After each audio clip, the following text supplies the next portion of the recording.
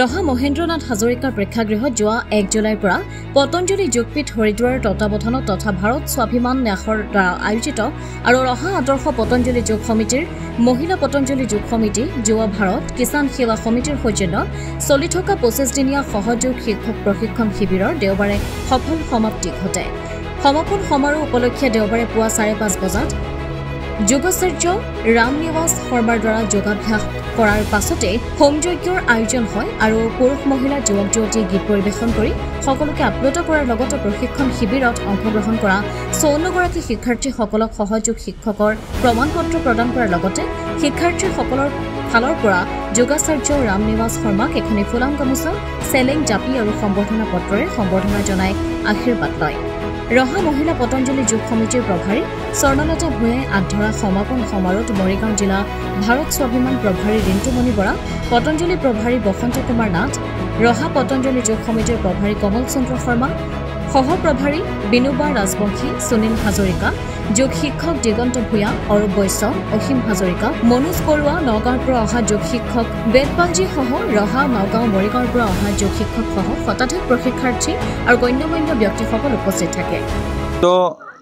1 জুলাইৰ পৰা আমি ৰহা পতঞ্জলি যোগ সমিতি আদৰ্শ যোগ সমিতিৰ সৌজন্যত আমি সহযোগ শিক্ষক প্ৰশিক্ষণ শিবিৰ অনুষ্ঠিত কৰিছিলোঁ।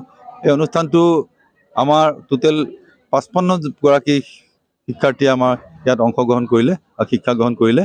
যোৱা বিগত 25 তাৰিখলৈকে আমাৰ ট্ৰেইনিং হৈ গৈছে। তাৰপিছত 26 তাৰিখে আমাৰ ৰিটেন এক্সাম হৈছে। তাৰ পিছৰ দিনা আমাৰ অৰেল আৰু প্ৰেক্টিকেল হৈছে। তাৰপিছত আজি আমাৰ সামৰণি অনুষ্ঠান, আজি 28 তাৰিখে আমাৰ সামৰণি অনুষ্ঠান। কণ্টিনিউ আমাৰ শিবিৰ চলি আছিলে।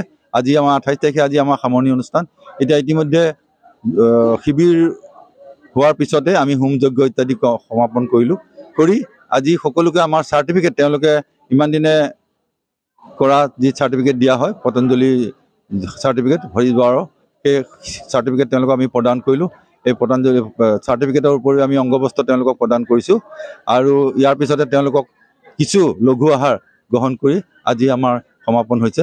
গতিকে তেওঁলোকক সকলোকে আমি আহ্বান জনাম, তেওঁলোকে গৈ নতুনকৈ যিহেতু সকলোৱে শিকিছে, গতিকে নতুনকৈ বিভিন্ন জেগাত তেওঁলোকক গাঁও অঞ্চলত এটা যাতে সৰুকৈ হ'লেও মানুহ কিমান হৈছে সেইটো ইমান বিচাৰ্য বিষয় নহয়, যাতে নিজৰ লগতে ওচৰ চুবুৰীয়াক সুস্থ কৰি ৰাখিব পাৰে তেওঁলোকে যাতে এটা শিবিৰ খুলি সেই তাৰ চেষ্টা চলায়, এয়া আমাৰ প্ৰয়াস।